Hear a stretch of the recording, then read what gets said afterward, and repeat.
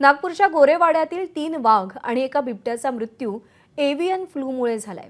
भोपाळच्या वैद्यकीय शाळेच्या अहवालामध्ये ही बाब स्पष्ट झाली आहे। राज्यात प्रथमच H1N1 एव्हियन फ्लू विषाणूमुळे श्वापदांचा मृत्यू झालाय। राज्यातली सगळी अभयारण्य, प्राणी संग्रहालय, उपचार केंद्रांना रेड अलर्ट देण्यात आलाय। गेल्या आठवड्यामध्ये 3 वाघ आणि एका बिबट्याचा मृत्यू झालाय।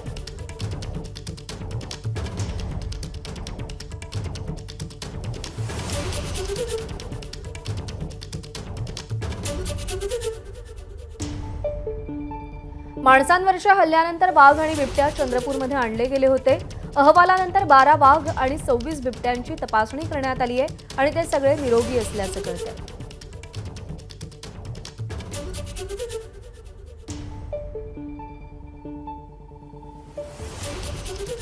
गेल्या आठवड्यामध्ये 3 वाघ आणि एका बिबट्याचा मृत्यू झालाय।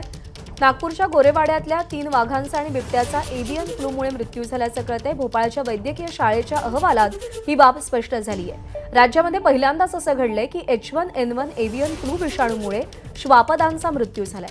राज्यातील सगळी अभयारण्य, प्राणी संग्रहालय आणि उपचार केंद्रांना या पार्श्वभूमीवरती रेड अलर्ट देण्यात आलाय। गेल्या आठवड्यामध्ये 3 वाघ आणि एका बिबट्याचा मृत्यू झाल्याचं कळतंय। या माणसांवरच्या हल्ल्यानंतर वाघ आणि बिबट्या चंद्रपूरमध्ये गोरेवाड्यात आणले गेले होते। तुषार कोहळे आपले प्रतिनिधी सध्या आपल्यासोबत आहेत। तुषार, या विषाणूची या श्वापदांना लागण नेमकी कशी झाली आणि आता पुढे काय खबरदारी घेतली जाते? निश्चितच याबद्दल आता जे वन विभाग आहे आणि गोरेवाड रेस्क्यू सेंटरचे जे अधिकारी आहेत याची चौकशी करतात, कारण की 2 जानेवारीला हा अहवाल आल्यानंतर एकच खळबळ माजलेली आहे, कारण की अशा प्रकारची ही पहिलीच घटना पुढे आलेली आहे।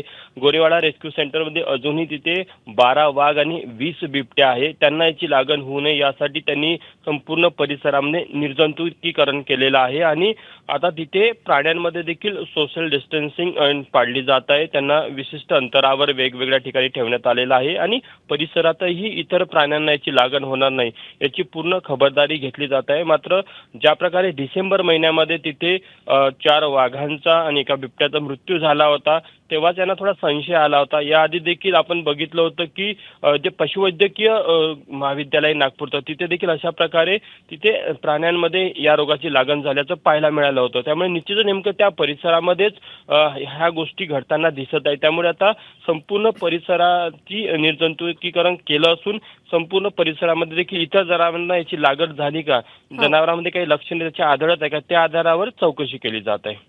तुषार, धन्यवाद दिलेल्या माहितीसाठी। एबीपी माझा, उघडा डोळे बघा नीट।